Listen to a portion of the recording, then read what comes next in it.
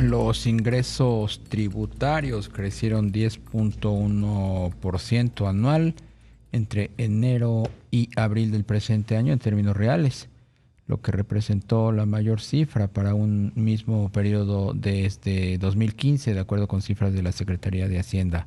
Pero por otro lado, la deuda pública aumentó 10.8% en el primer cuatrimestre del año.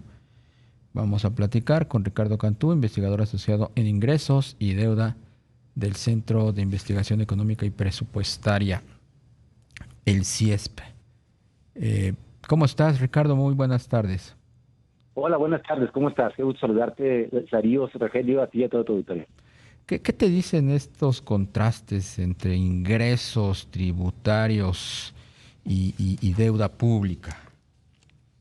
Sí, mira, yo creo que primero quiero contextualizar un poquito sobre los ingresos tributarios y cómo se ven reflejados mes a mes.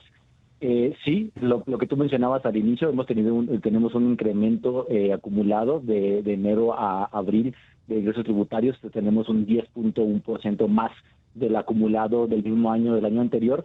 Y quiero comentar que, o sea, si bien es una cifra importante, quiero contextualizar cómo estuvo abril particularmente del 2025. Porque si nosotros hacemos memoria, pues también sabemos que abril y marzo son los meses en donde pues se paga la declaración anual, donde las personas morales pagan su ISR, igual con las personas físicas. Entonces nosotros vemos regularmente que marzo y abril tienen unos ingresos importantes en cuestiones de cuestiones tributarias. Si yo me meto y nos enfocamos al mes de abril, abril no fue un mes tan bueno en ingresos, en recaudación tributaria. De hecho, recaudamos un 8% menos que el mismo mes del año pasado. Pero entonces se preguntarán ustedes en el auditorio, bueno, ¿qué pasa entonces con el acumulado que tenemos a abril, ¿no? Que sí es un incremento del 10%. Bueno, entonces hay que checar entonces si abril no fue un buen mes, hay que ver los anteriores. Y sí, si vemos el mes de marzo, por ejemplo, vamos a hacer la declaración anual de las personas morales, tuvimos un incremento muy importante en la recaudación tributaria que ha hecho que ya cuando cerremos el cuatrimestre tengamos un incremento en los impuestos tributarios. Lo que quiero decir es que lo que estamos viendo es que a menos en los primeros 4 meses hay un mayor recaudación por cuestiones del ISR a personas morales más que a personas físicas con respecto a lo que estamos aquí analizando de lo de mes a mes. Todavía quedan muchos meses por ver, hay que ver cómo cierra el año y bueno, eso es importante. Ahora, si me meto con lo que preguntabas a lo de la deuda, ¿no? Y cómo pues también la deuda se ha incrementado de manera importante, también quiero recordarnos a todos que pues el 2024 fue un año de bastante endeudamiento, ¿sí? O sea, fue el año en que tenemos un máximo histórico de endeudamiento me refiero a lo que año con año estamos pidiendo prestado, del 5.8% del PIB, fue lo del 2024, algo que no se ha visto desde antes de los 90, ¿no? O sea, es un elemento histórico. Entonces, pero con este contraste que también te comentaba, marzo y abril son meses en donde en teoría deberíamos de no tener endeudamiento y la verdad es que o sea, de hecho tendríamos un superávit, pero bueno, tuvimos casi un equilibrio presupuestario. Lo que recaudamos fue lo que gastamos.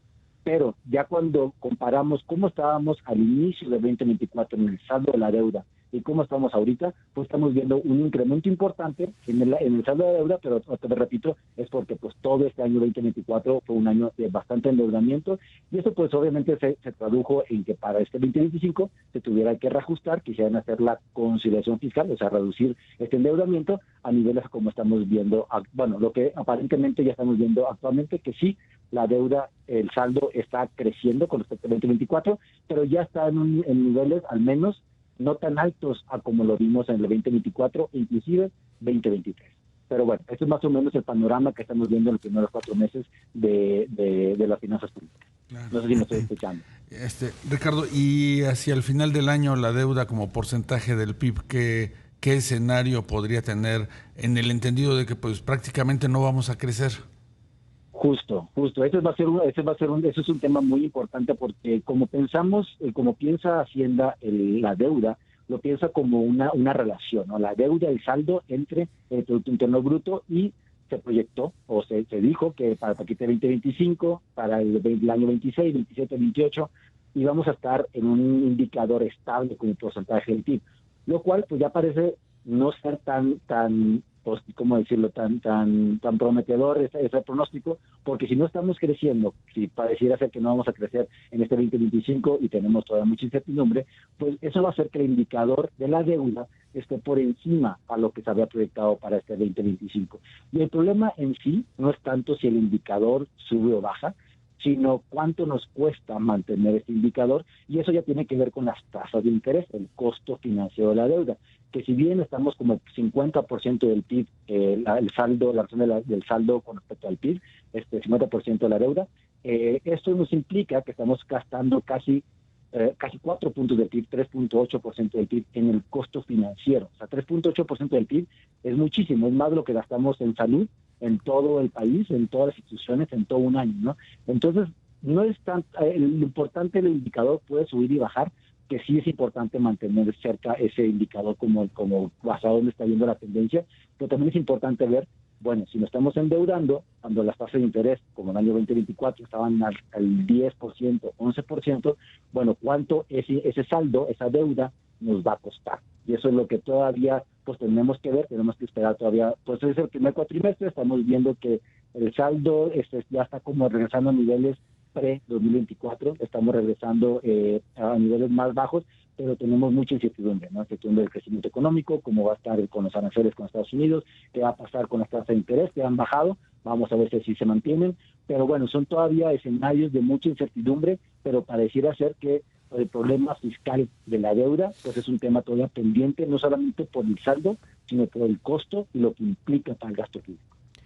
¿Y la deuda fiscal en los Estados Unidos y su tratamiento, cómo puede impactar, qué repercusión puede tener en la deuda de México? Sí, claro, pues bueno, ahí lo que pasa en Estados Unidos es súper importante para lo que pasa acá en México y obviamente también hay que entender que Estados Unidos tiene el componente del gasto público, del gasto de gobierno, es muy importante. Y si se mantiene, y Estados Unidos ha tenido unos déficits pues, muy importantes en las últimas décadas, eso ha generado que su saldo pues se mantenga por encima del 100% del PIB con respecto a su PIB, que es un PIB muchísimo más grande que el de nosotros.